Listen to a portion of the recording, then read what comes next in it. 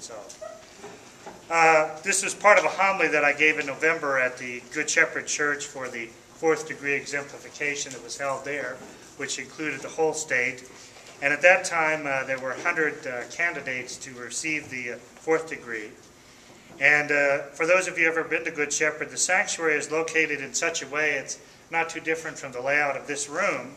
So imagine on the west side of the church, these 100 candidates for exemplification dressed in their tuxedos, with probably about another 100 4th degree members who are officers and members of the honor guard in full regalia and tuxedos.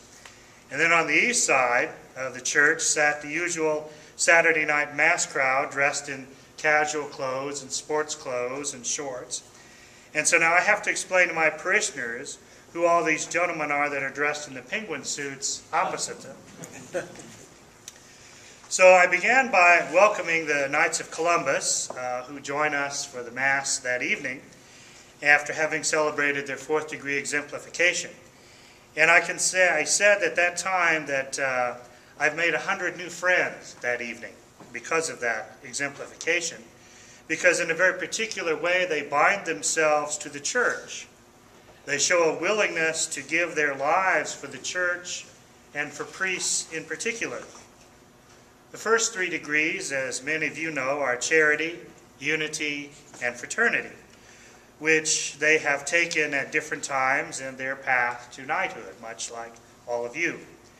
Charity, which is about giving of self and what you have for the service and good of the order.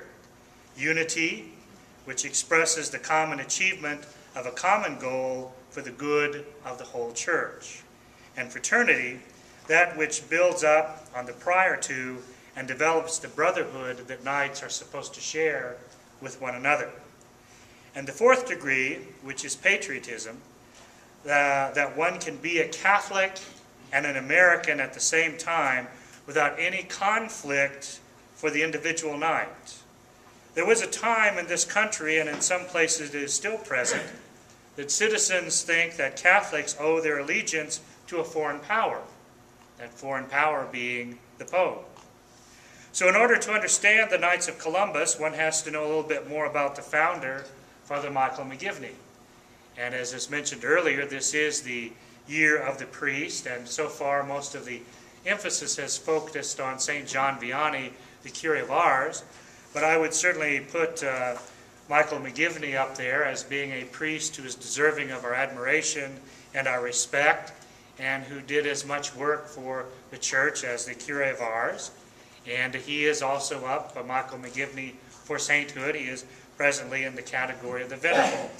He's awaiting another miracle for his canonization process to continue. He was born on August the 12th in 1852 in New Haven, Connecticut. He was the oldest of 13 children, of which 6 of his brothers and sisters died in infancy. He was described as a very religious boy, but also just your usual and typical boy. He was too young to have any participation really in the Civil War, but it was certainly going on in his lifetime and certainly had its effect upon him in ways that are unknown to us. His father died when he was 17 years of age. Michael had thought about being a priest and had already begun some of his preliminary education towards that goal of becoming a priest when the tragedy of his father's death occurred in his family. And in order to help his poor mother and to support his siblings, he gave up the progress he had made so far in the seminary in order to work in a spoon factory. And when you're dealing with silver, there are various chemicals that you use that cause a gas to occur, and that gas is very dangerous, especially to a person's lungs, and it usually makes an appearance later in their old age. He worked in that factory for about 3 years. These factories that we talk so much about in those days and times were powered by steam engines.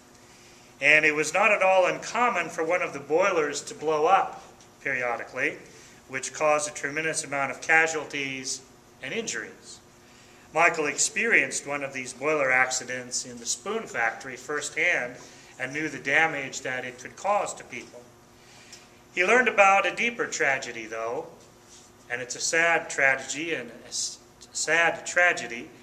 is a sad part of our American history. But he learned that Catholic widows could not get any assistance when their husbands were killed in these kinds of accidents. Insurance companies would not insure Catholics. Can you imagine looking at insurance companies today? They would refuse money to insure a Catholic working man. Well, that's exactly what they did. So Catholic widows had no kind of insurance, no kind of payments that they received to help support the families of these workers who had died in these kinds of accidents. Jobs were difficult to find. Many places would put signs in the windows stating, "Irish need not apply." That eventually became a code word for Catholics need not apply. As his brothers became older, they would be able to go to work and help support the family, making it possible for Michael to return to the seminary, which he did so in 1868 so he could complete his studies for the priesthood. But he never forgot the tragedy that Catholic working men would not be insured in case of accident or death. He was ordained a priest on December the 12th, 1877, by James Cardinal Gibbons in the Baltimore Cathedral of the Assumption. He reported to his home diocese in Hartford, Connecticut. His bishop will eventually send him to St. Mary's Church in New Haven, Connecticut. It was while he was there that he experienced the huge mass of immigrants coming into America, and the anti-Catholicism was growing ever worse because these Catholics from so many different European countries were not seen as welcome here because they were Catholics. In October 2nd of 1881, Father McGivney had called together a group of laymen in order to address some of these issues. They decided to form a mutual benefit society similar to the ones in Boston and Brooklyn. But even in this, he had his difficulties because similar benefit societies had objections and didn't want him using their model. Father McGivney wanted to call them the Sons of Columbus, since Columbus was Catholic and considered a great American hero.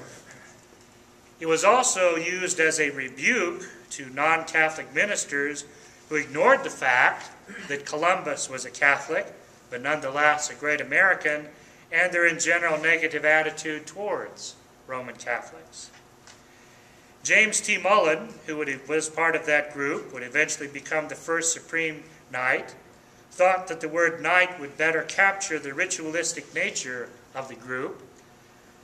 So on March the 29th in 1822, the Knights of Columbus were chartered by the state of Connecticut, and they had their beginning.